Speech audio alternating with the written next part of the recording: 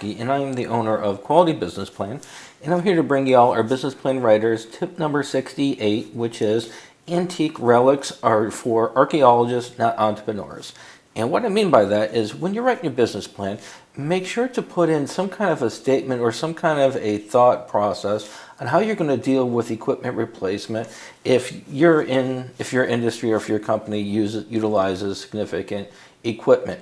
And some good examples of companies that use a lot of equipment is going to be your manufacturers, your restaurants, food trucks, etc. So when you're equipment heavy, make sure to have the equipment replacement plan.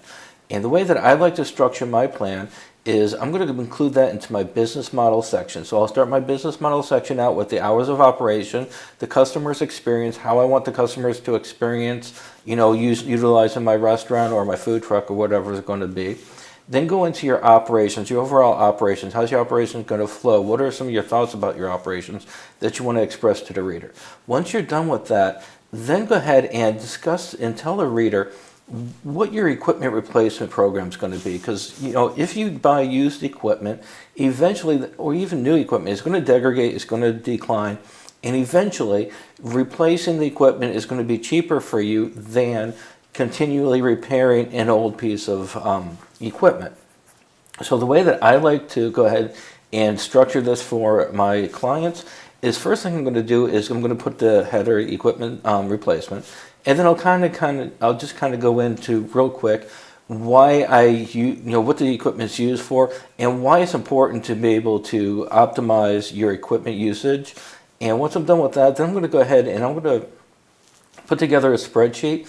And for this spreadsheet, what I'm going to show is how long it's going to take to pay off or to earn back the equipment that I'm going to purchase. So for this example right here, we've got a total investment of $30,000.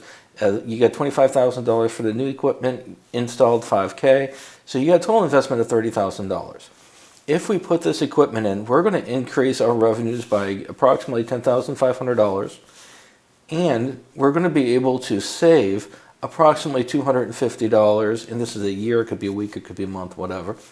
But we still have a cost savings here.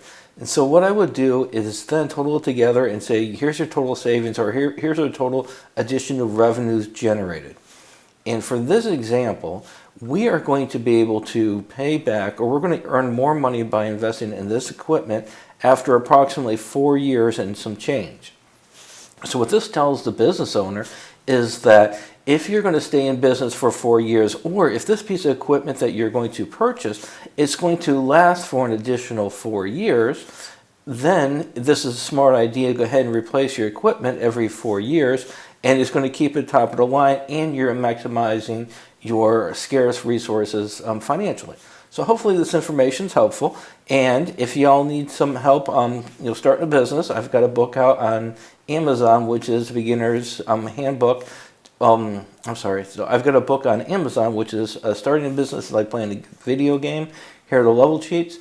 And also, if y'all are starting a business and you need some fundraising, then I've got a complete small business guide to raising funds in 2019. So hopefully this information is helpful. And if y'all need some help starting writing a business plan, just give me a shout. And I look forward to talking to you. Thank you.